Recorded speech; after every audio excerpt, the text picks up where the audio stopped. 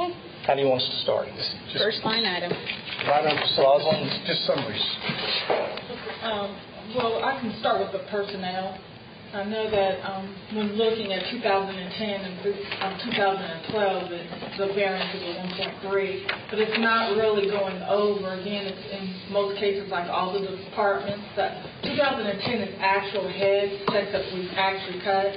However, in 2012, we're budgeting for a full year of positions. The position number has not, the head count has not changed from 2010 to 2012. It was just vacant positions.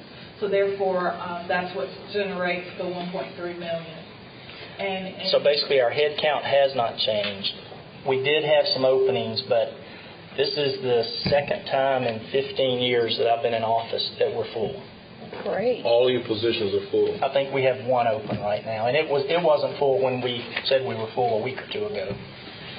But the good thing is we have people already that have been through the hiring process and are sitting there waiting for the phone call to come on in. So we're at the best position we've been in a long, long time as far as personnel. So if we can just maintain that without turnover, that's going to really help us financially next year. Good. Now, you mentioned you did not want to go step by step, just a couple of places. We'll do whatever y'all want to do. yeah, I guess the biggest, if you can highlight on the biggest, looks like professional services is increased. If you compare 2010 with 2012, you increased $258,000. Vicki, and y'all know Vicki, but this is Vicki Jolly, and Vicki takes care of all the budgetary things for us, and she's going to go over that, and I'll try to answer any questions. Okay. Professional services includes doctor fees for sexual assault exams, psychological evaluation and critical incidents, and SWAT team placements, medical service contract at the jail, and out-of-contract medical expenses for inmates. It also covers attorney fees. And the increase is due to the CPI rates and out-of-contract medical expenses for inmates. What is CPI? The CPI is the Consumer Price Index that is built into our medical contract. Right. Okay. And so that was a difference of how much? The increase from the 2010 expenditures is $258,264. So That's for the entire line item.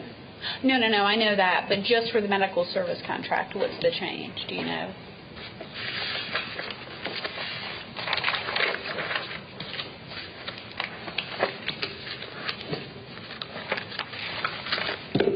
You know what? I thought I had the justification. We're requesting 2012 $1,500,000. Expenditures for 2010 was $1,241,736. And actual expenditures to date for that line item is $1,077,413.36. With 3 months to go. And it's based on the number of inmates times, the cost per day per inmate. So as that number increases or decreases, that fluctuates. So then based on what the Superior Court judge wanted, then we might decrease it over time? Yeah, tell us your thoughts. If you believe, and I don't want to say not believe, but I'm not convinced that we're going to see a huge decrease in the number of inmates because the prisons are full and there's a long waiting line to get in there now. Now, the thing that it might do... Say what? You mean transfer folks from the jail when a to the prison? person is... I don't know if I said that. I was like, there is a waiting list to get into prison. service is really good. State prison. State prison. Okay. Not here. We got plenty. Well, I didn't know if you meant the same. Okay. No. But when a person is sentenced... Yes, break it down. When a person is sentenced, their paperwork is sent to the state, and they give you so many days. They get freebies for so many days, and then they have to start paying. They pay $21 a day. We figure it costs about $45 a day. So the only increase that I think you would see is that we would be reimbursed for a portion of that cost. I don't think they're going to open the gates and say, bring all your prisoners to the prison. I don't know that our numbers are going to change, but they should start. The more that are sentenced in our jail, the more reimbursement we get. Okay. And it takes a while for that reimbursement to finally make it back to our accounting system. But what about, the judge said something yesterday about the 45-day window for felonies and those folks not having come to trial just yet. Do you have a good number of people that's just sitting in jail like that are coming up on their 35, 38 days, or 40 days that haven't How been? many people do we have waiting to go to trial? Percentage of jail population? A rough percentage? 40%? Yes. 40%? 40%. Well, I mean, you have so many probation violations. That's a lot of people. That are already been sentenced and they're waiting to see whether they're revoked their probation or not. I mean, that's kind of, they've been. And they have to wait for Judge Nation to do that? No. They have to wait for any judge. Or whichever court they're in. Magistrate, okay. But Well, it's usually not magistrate. It's usually state or court. The 45 days, what, That was an indictment okay. deadline, not a trial. Not a trial. Yeah. Okay. And that really, we don't really have a lot of control over that. Once we make the arrest, send the paperwork up, then the court system and the district attorney and all them have to do their part. So I know that previously we talked about, you have a courtroom over at the jail, and we talked about trying to hasten the process so that we could get people out of jail. Well, and we currently do all of the first appearances Okay. and the committal hearings at the jail. Okay. And has that gone smoother this year? Have we seen improved? It's actually been smooth for quite a number of years. Okay, good. They're just not there as often. The magistrate court only comes twice a week now. They come to committals on Wednesdays, they come on Mondays, the first appearance. But for a while, they were coming 5-6 days a week. That's the difference. And I think during the last budget cycle, we talked about possibly even a part-time person helping with that. On the Not judge's from side, on yeah. the judge's Yeah, I side. don't know. So if they increase it, you said once upon a time they were doing 5 or 6 days a week. They're now, twice a week? All that did was set the bond and have that person have the opportunity to get out a little bit faster. And save taxpayers. I mean, Sure. that brings it up a little bit to get some of those folks on through the Right, system. and if a person's in jail 10 days, they have to have a committal. How many days afterwards they have to have a committal? They get a committal. It's usually, they do committals every Wednesday. So if a person comes in Wednesday afternoon, and they're still in jail the following Wednesday, they have to have a committal hearing. Okay. And the state starts reimbursement 10 days after they receive the paperwork, and we get notification, and that's when, I don't know when they send the money to the end, but that's when it starts. That's when technically the reimbursement starts. Did we answer your question enough on that one? Mm-hmm. Okay. That's We'll good. move to the next one. I think you wanted me to discuss the fuel Yeah, and that's another 200. large increase. And basically, the increase is just due to the elevated fuel costs. It's an increase from the 2010 expenditures of $195,170. And we have actually seen a decrease in fuel costs, over the last month or so, couple of months. Who knows what that trend's going to be? Hopefully it'll stay down. And if it does, then we obviously won't need that amount. Right. I mean, So we can get that. the miles that we travel, we've not really increased. It's just based on the cost of fuel. Cost of fuel. Now, will it help at all when you have the additional command post at Honey Creek? Will that reduce some of the cost? Not much. It might insignificantly. That's more visibility. Right. In community policing. Well, and they already meet down there at least once a week and have shift change there. So instead of all of them going to the north side, they go there once a week. Okay. But that one will be open more hours, and but as far as people reporting there and driving different areas, that probably won't have a whole lot of effect. Okay. As far as the operating budget, if you took out utilities for the buildings, fuel for the vehicles, food for the inmates, and their medical bills, the telephones, and the operating budget increase, the grand total of that increase is $553,000. But if you took out the utilities, fuel, food, inmate medical, and telephones, we actually asked for only $65,000 more in 2012 than we did in 2010. But unfortunately, most of those things are either we have no control over the gas prices or the natural gas prices or electricity the fuel for the cars. The inmates' food cost is based on the number of inmates and the consumer price index. The medical also has that tied to it. So if you take out the contractual things or the things that we have very little control over, we asked for $65,000 over what we did in 2010. When we look at repair and maintenance, is MIS working with us on those maintenance agreements or anything? It relates to maybe some of the equipment, or is that just not applicable? I don't know which one you're referring to. If you go to second function 3323, and you got 55, 22, 200 repair and maintenance, repairs and maintenance of vehicles, not the vehicle side. Is there anything in there like the cameras and radios and radars and lasers and all that stuff, mobile data systems, agreements? Can MIS be of any assistance there or no? Myra, you're probably the best one to ask that. I didn't hear the question. I was asking in your maintenance agreements as relates to cameras and agreements on mobile data systems, can MIS help with those maintenance agreements, negotiations and talks? Actually, they really don't cover software. They have assisted us or can assist us. They have assisted us with software.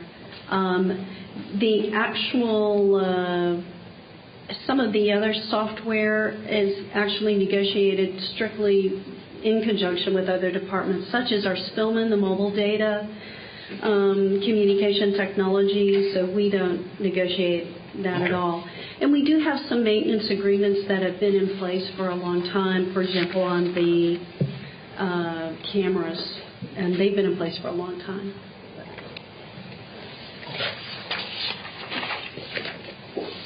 So you want to talk about the personal services side and the letter, the panic letter? Oh, I didn't see the panic letter. Get copies, you want to give them? Should I bring those? They were actually mailed to you. I don't know. I have a couple Good, copies. I think. I think it was scanned to me today, but I can't. Okay. Anyway, basically, I'll just read it to you. It says, if I can, without my glasses. After careful consideration and after review of our current staffing capabilities, I'm requesting the following positions for the 2012 fiscal year. For the courthouse, we're requesting 2 certified deputy sheriff positions for the courthouse and 2 certified deputy sheriff positions to transport prisoners. These positions will enable us to increase security at the courthouse and allow for the increased transports for the proposed criminal calendar. As a result of the proposed increase in the court calendar, we feel that these 4 positions should be a priority, and we've last added a deputy to the court services in 2008, and that was only 1 deputy, and we last added a deputy to the 1 position to transport in 2005. Prior to that, 2 were added to the courthouse in 2005. So the courthouse, we need 2 more deputies there, and then 2 for transport. And most of that would be not just transporting from the jail to the courthouse, but we transport prisoners all over the state every day. Y'all don't give up on me yet. For the jail, we're requesting 25 detention deputy positions to staff the renovated section of the jail 24 hours a day, 7 days a week in the following positions: 1 tower operator, 1 control room operator, 2 detention deputies in the housing unit, 1 movement detention deputy per shift, and a staffing survey was completed. And I'm ad-libbing here a little bit. We had a staffing survey when we were building the new jail that basically said, once you open the new jail and maintain the old jail, you will need this many people. And that number was 184 people. We're currently at 124, which makes us 60 positions short. And if we added those 25 positions, we'd have a total of 149, which is 35 less than what they recommend. Now, that would be what we did when we moved into the newly built portion of the jail. We moved all the prisoners out of the old into the new. And then we went in and repainted and are fixing up. And actually part of the last SPLOST money is upgrading the electronics in that building now. So once that's completed, probably in the next 2 or 3 months, we hope to be able to spread the prisoners back out into the old jail. So, they're not, because the new jail is overcrowded now. Old jail's sitting basically empty. In order to do that, we would have to add some of these positions. So that's for the jail. For the uniform patrol, we would request 6 deputy positions, 2 per shift, in response to our calls and the volume and the different crime that we're responding to. And then, of course, we give you the cost of a detention deputy salary and a deputy sheriff's salary. And here's the part that everybody wants to hear, since these numbers are extreme. And I would say right up front, in the perfect world, we can use every one of these positions that I've just outlined. But this is not the perfect world, and the economic times are not good, and I'm the first to understand that and live here, and I'm a taxpayer too. So the Sheriff's Office makes every effort to be fiscally responsible. However, an increased demand has stretched our personnel resources. I know these are tough economic times, and you may not be able to fill all these positions. However, these requests reflect our current needs at this time. If you would like, I'll be happy to discuss them with you. Quite frankly, and this is the part that I'm probably going to get hit in the back of the head by my captains when I say this. Number one, the 4 for the courthouse, I would hope you would consider a priority. The others, I would say, forget about it. I'll talk to you next year if you will find a raise for my employees, because to me, it's more important to give the employees more money for what they're doing, because they've had the additional duties put on them without any compensation. I know we don't have the money to do all this stuff, but in all honesty, we need what I asked for, but I know we can't afford it.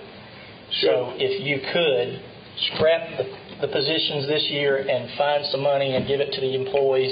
And I know other departments have been in here and asked for certain things, and some are coming up with creative ways to try to figure out how to do that. I wish you'd just figure out an across-the-board raise for everybody. The money that you spend, and I know you probably have to do a personnel or a salary survey at some point, but we hadn't had a raise in 4 or 5 years, we, the employees. And any money that you pay for somebody to do a staffing survey, I wish you would dump that into the pot and spread it out among everybody and move on, and we'll talk about it when times are better. I did not talk on that either. I have not discussed It's a very it similar with you. conversation. Well, you and I had that conversation a couple of weeks ago. It's almost identical conversation. I have not been able to talk to the sheriff for a while. So No, we have not. Well, I think we all are in favor. I think we're all on the same page. We've been talking about that for 2 days in here, about making sure that all of our employees get what is needed. I was going to ask you, Sheriff, what is the percentage of deputies or employees altogether that are actually Rockdale County residents? Do you have any kind of number, any percentage number that you can just guesstimate how many of our folks actually live in the county? I'm going somewhere with this question. The quick answer is no, I have no idea. However, Kent Asher has actually mapped it for us, and we have a map, which obviously I wouldn't want the whole world to have access to, but it shows you where every single employee lives, whether they're in the jail or on the road, and it's mapped out and you can look at it. Well, But I didn't bring it today. Right. Let me tell you where I was going with the question. I've said this with other departments yesterday and today. With the number of small amount of vacancies that we have in any department in Rockdale County, my concern is that we being county government as a whole, do all that we can to recruit as many local residents as possible into the sheriff's office, the fire department, or any other department inside of the county government, because if we can impact the reduction of unemployment in Rockdale County by hiring people out of our own backyard, it makes a big difference. Then the buy-in, and for the sheriff's office and the fire department, certainly those are people who are invested in the community. They know the area. They know the community. There's a win-win, I think, winning if we can happen to capture people that reside in Rockdale County. Then again, we're creating opportunity right here in our own backyard. That's where I was going in terms of how many folks you currently have on board, what percentage of those folks actually are residents, and keeping in mind as we look to recruit more people into any department.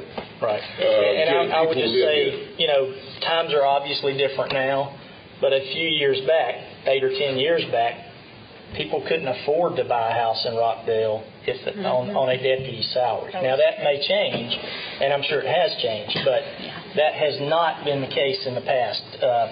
A lot of deputies moved into Newton County because housing was more reasonable or cheaper there. And we didn't have the NSP back then. We did not. We got it now, so we can get deputies in some houses now. Right. Now, the only other thing that I would caution you, and it has nothing to do with this, but it's kind of a prediction.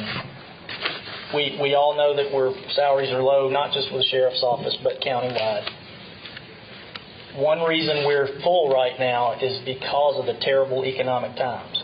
Once the economy turns around, we're going to have mass exodus, people going to other places to higher paying jobs, and I won't name names, but there are people very close by that pay more than we do. And we've actually had people leave there and leave our department and go to these other agencies.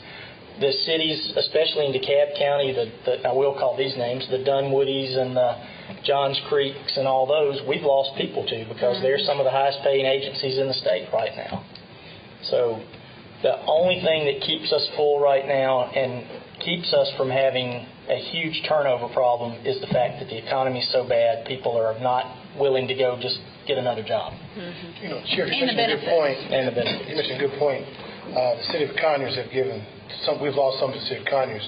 And this is why I drive the point about economic development, because all the economic development businesses are within the city. And the county has very little economic development. That's the direction we're headed, to get county more economic development so that we can share in the wealth of the raises and all those other things. So you're absolutely correct. So we're working very diligently on that process. You may have heard that we're working on what they call an opportunity zone, which is going to help us some going forward. And so we're going to do everything we can to move forward. And yes, you're absolutely correct. We have been looking at it for 2 or 3 years, 4 years, 5 years. How do we get our people raises? The HR director still spoke today between $20,000 and $30,000. We're required by the state DCA to do a salary and compensation study. We would love to take that $30,000 to $40,000 and spread it around 800 employees. And we just got to look for options to do that. And we're going to do whatever we can to ensure that the employees of Rockdale County can increase their costs because the bread done went up, the bacon done went up, milk done went up, gas done went up. Now, I'm asking all elected officials and constitutional officers, with all these increases, because the three of us have to make a budget decision. The judge said that yesterday, we do the justice, y'all find the money. In other words, saying we got to go before the citizens. Okay, the sheriff won a 0.5% millage increase. The Superior Court judge won a 0.50% increase on the millage rate. We are a sales tax driven community. That's the only place we can get it. We're not interested in raising taxes. So how do we get it? What do we do? That's where we are right now. So I just want to lay it on the table here today is that I'm going to come back to the sheriff. I'm going to come back to the Superior Court judge, and I'm saying, y'all meet me on the courthouse steps over there, and y'all do a public announcement, a press release saying, okay, citizens of Rockdale County, we want to protect public safety, and we need a $2 million increase. That's what's going to require. Otherwise, it puts us in a position that we're going to say, well, we don't know. But you said in your last paragraph, these requests reflect your current needs at this time. That made me feel a lot better. You have given us your needs. Now we, the commissioner, got to find a way, and together as a team, find a way how we're going to fund this budget so we keep public safety first. And I'm the first one advocate of public safety, but at the same time, I want to be and will continue to be fiscally responsible to the citizens of this community, the safety, the health, and the welfare of every citizen in Rockdale County. So I just want to thank you for what you're doing, and I know we always kind of kick back and forth in goodness, and I look forward to the future. Okay. Thank you.